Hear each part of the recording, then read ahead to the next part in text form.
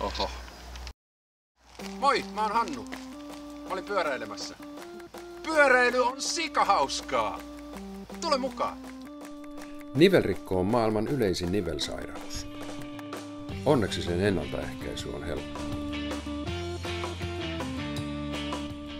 Voit treenata kuin astronautti.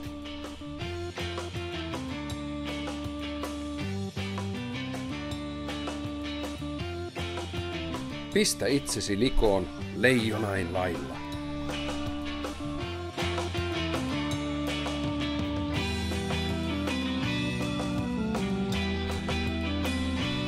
Sukella uusiin syvyyksiin.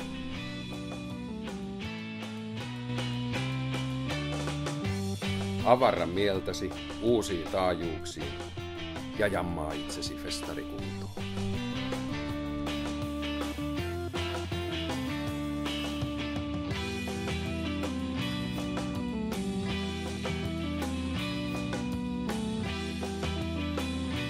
Älä sauvo onnesi ohi.